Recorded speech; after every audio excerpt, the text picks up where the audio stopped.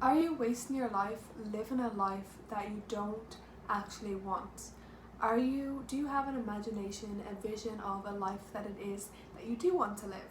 Maybe it is that something that you do want is you want to have a healthier body, you want to have a healthier lifestyle, you want to add workout into your life to feel more energized, you want to travel to a couple of countries on your list, you want to um, have a relationship with a partner, you want to have great friendships around you who do fun activities such as like hiking and going out for a party or going out on adventures together.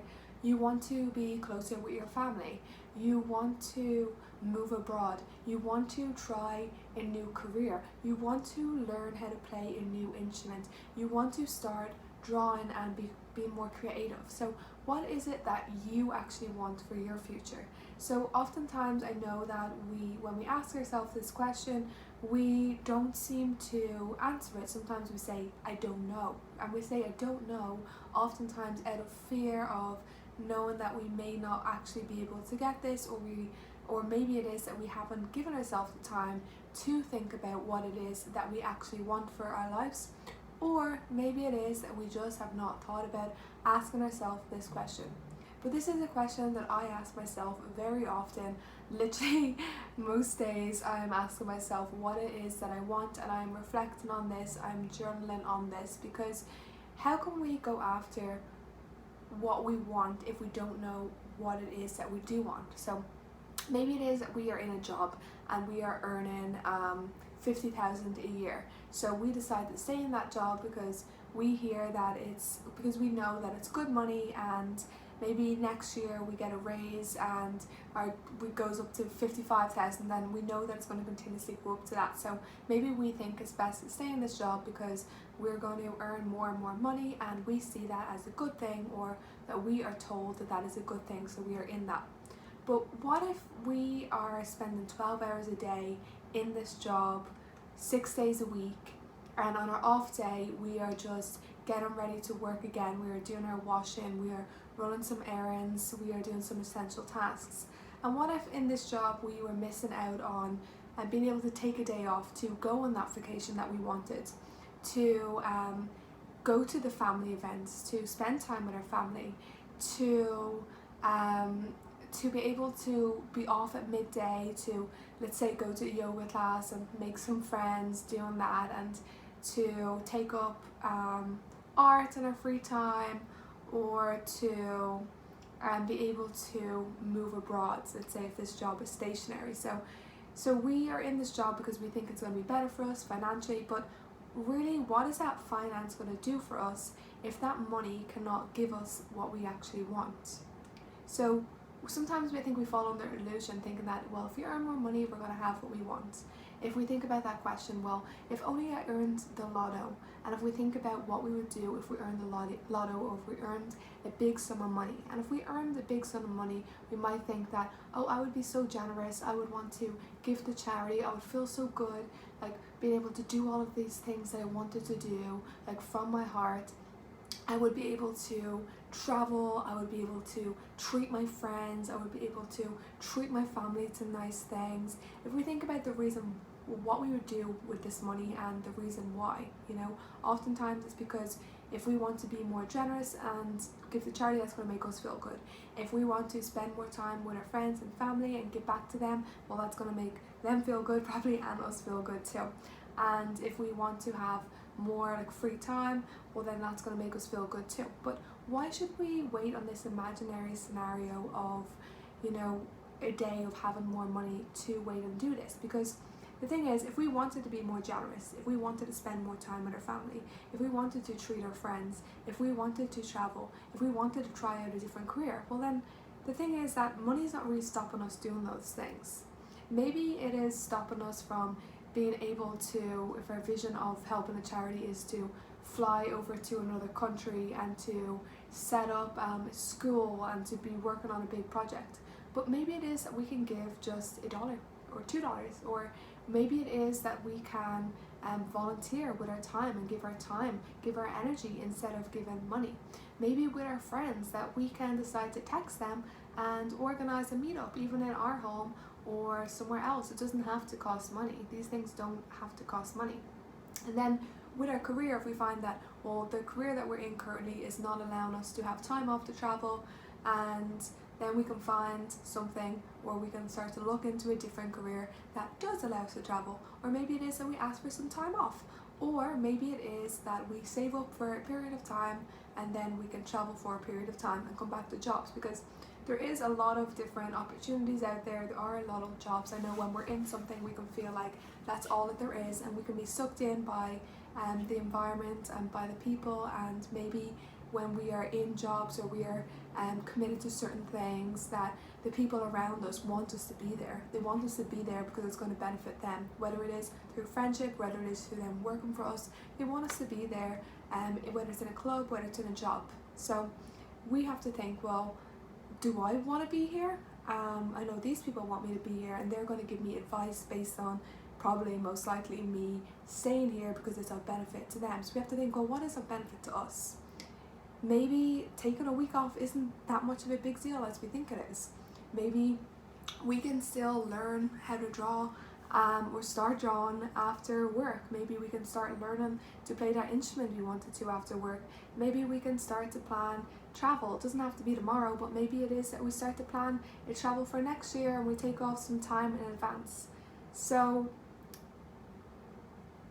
I forgot what the topic of this video was, because it just felt so spontaneous to come on and talk about this. But it's on, are we wasting our life basically on imagining a vision of life that we are not living? So if we are ourselves and we are living this life that we're currently living, but we are wanting this imagined life over here, well then imagine if we were to come to the end of our life and to look back and to ask ourselves, what do we wish that we had done that we have not done? And maybe if we can visualize that, I can imagine that some things for me would be, Sarah, if I was to die, let's say tomorrow, I would say, okay, well, you haven't gone to Asia. You've wanted to go to Asia. You've wanted to go to Bali. You've wanted to go to Australia. You've wanted to become a speaker. You've wanted to impact people's lives and to help them to get to know what it is that they want to do and to help them with their confidence.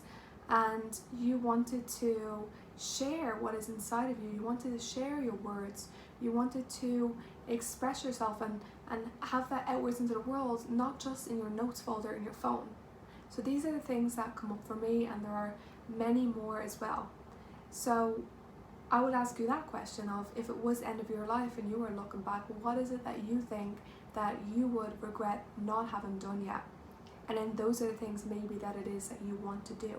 And then to realize that there is no round two, it's like life is now. It's not a pause button and then we're just going to press play. No, it's always playing. It's always moving. We can't pause it. As much as we probably want to pause it sometimes, I wish I could pause my life sometimes, especially when it seems that there is so much happening around me, and especially if I have picked up a new goal or a new habit, yet life is still happening around me. Sometimes I feel like I just want to press pause on life until I got this habit and then I can press play again. But realistically, life is not that way.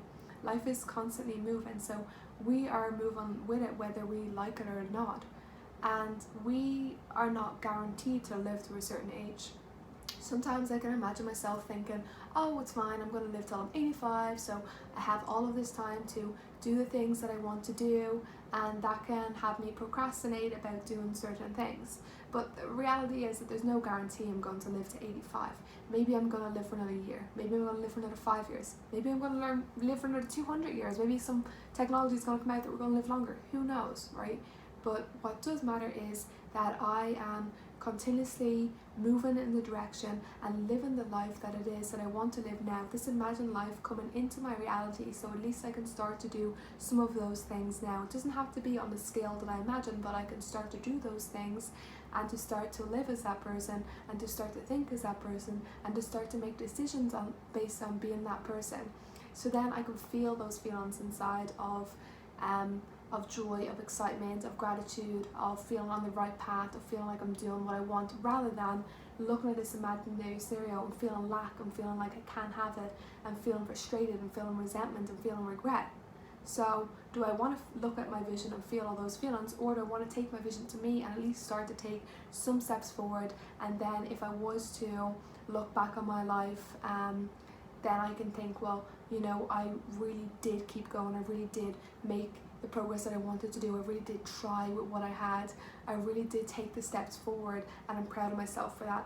Or do I want to look back on my life and look at this imagined area and think, well, I wanted to do all these things, I wanted to speak, I wanted to learn this new instrument, I wanted to travel this new country, and I could have done it. I've seen other people do it, I could have done it, but I haven't done it. Because maybe we can look at someone else doing something and think, well, I can do that, that looks easy. Whether it is that maybe someone has a podcast and you're thinking, I could do that, that's easy. Or maybe it is that, like, an example for me is when I wanted to become a personal trainer in the past, I saw someone else being a personal trainer and I thought, I can do that. But there's a difference between thinking, I can do that, and then actually taking the action steps to do it, because we are going to face some challenges, some blocks, some great things as well on that journey, but we don't get there without actually choosing to move onto that path, right? So if we don't take our path and align that up to that path that we want, well then we're still on the other path and we're moving forward in that direction instead of adjusting our path and linking it up to the path that we do want to be on. It's so funny, I'm like literally thinking of Thomas the Tank Engine for some reason. It's a cartoon of these trains and these paths that link up with these other paths for the trains to move, or if you're on a train station and if you've ever noticed before how the paths adjust up to the other path. So like how I see it is that this is us, and then we get to line up to the path that it is that we want to be on. So just making sure that we are on the path that we want to be on, that we are constantly reflecting on what we want to do, who we want to be, because the more we reflect on this, well then maybe we forget to get off the path, or maybe we move to a certain path. But if we reflect on this daily or weekly or monthly, well then we're only going to be off that path for a very short period of time. But if we don't reflect, and if it becomes a year, 2 years, 5 years, 10 years, and then we start to reflect, I think this is oftentimes what people call a midlife crisis, when they start to realize, oh my gosh, I've just been living off this pattern, I've just been living the life that I thought I should, or what other people have told me to do, but I was afraid of judgment, and we start to have all these thoughts. Well, I feel like I've had many quarter life crises, and that is because I like to assess these questions more often.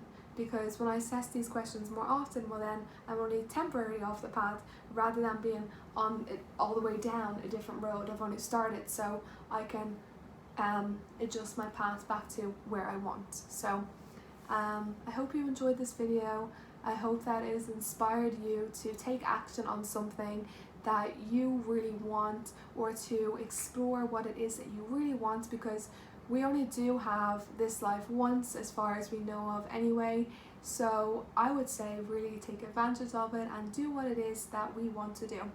And I know we can probably all be guilty of, me included, of being in periods of our life where we are not doing this, and that's totally okay. I would say to give yourself compassion for that as well.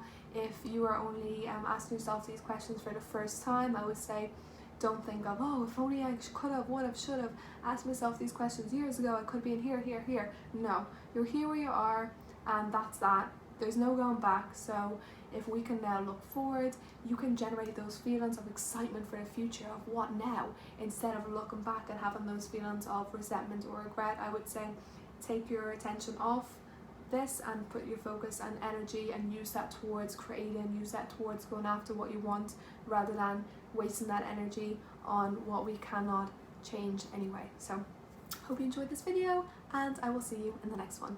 By the way, oh, I forgot to introduce myself. I don't know, maybe I should start introducing myself in my videos, but anyway, my name is Sarah and I am working as a confidence and self-love coach, and I do offer one-on-one coaching. There will be a link below as well.